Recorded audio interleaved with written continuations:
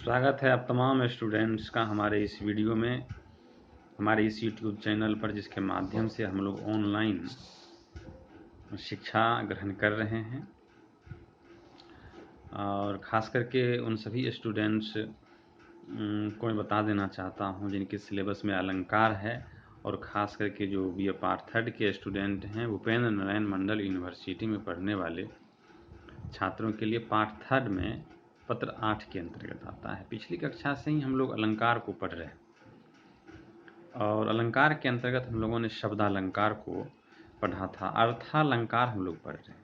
अर्थालंकार में हमने उपमा और प्रतीक के विषय में जाना था, और आज भी हम लोग अर्थालंकार ही जानेंगे। अर्थालंकार के अंतर्गत आज हम लोग रूपक अलंकार के विषय में जानेंगे, और रूपक अलंकार क्या है उसके विषय में। तो आइए शुरू करते हैं। रूपक अलंकार क्या है? रूपक अलंकार किसे कहते हैं? उपमेय में उपमान का निषेध रहित आरोप रूपक अलंकार कहलाता है। उपमेय में उपमान का निषेध रहित आरोप रूपक अलंकार कहलाता है। अब आरोप क्या है?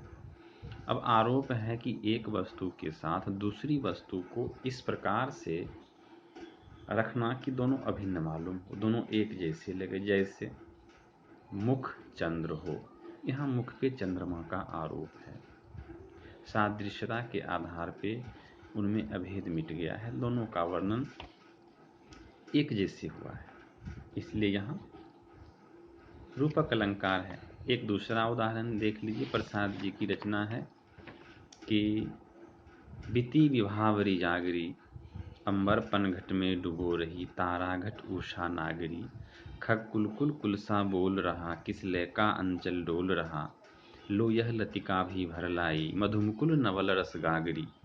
इसमें यह है कि अंबर पनघट में डुबो रही, यहाँ अंबर में पनघट का, तारा घट उषा नागरी, यहाँ तारा में घट अंग का आरोप है। इस प्रकार से हम समझ सकते हैं कि ये रूपक अलंकार है, जिसमें उपमेय में उपमान का निषेध रहित आरोप हो, वह रूपक अलंकार कहलाता है। हमारा अगला अलंकार है भ्रांतिमान। भ्रांतिमान अलंकार किसे कहते हैं? यह अलंकार भी अर्थालंकार के अंतर्गत आता है। तो भ्रांतिमान, भ्रांति का अर्थ ही होता है धोखा, धोखे से प्राप्त ज्ञान भ्रांतिमान होता है। यहाँ सादृश्य के कारण एक वस्तु को दूसरी वस्तु मान लेना, सादृश्यता के आधार पर एक वस्तु को दूसरी वस्तु मान लेना भ्रांतिमान कहलाता है। भ्रांति का अर्थ ही होता है धोखे से प्राप्त ज्ञान, भ्रांतिमान कहलाता है। अब यहाँ एक चीज़ जानना है, जैसे एक उदाहरण देख लें।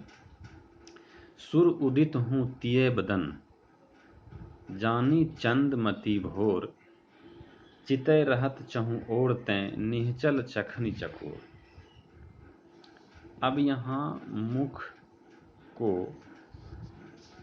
चंद्रमा मान करके चकोर एकटक उसको निहार रही है, तो भ्रांति है चकोर को कि मुख चंद्रमा है, और चकोर के और चंद्रमा का जो प्रेम है वो किसी से छुपा नहीं है, इसलिए यहाँ भ्रांति है। एक पंक्ति और है, उसको आप देख लें। साकेत की रचना है।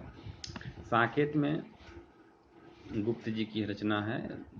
वो कहते हैं कि नाक का मोती अधर की कांति से, बीज दारिम का समझकर भ्रांति से, देख कर सहसा हुआ शुक मौन है, सोचता है अन्य शुक यह कौन है।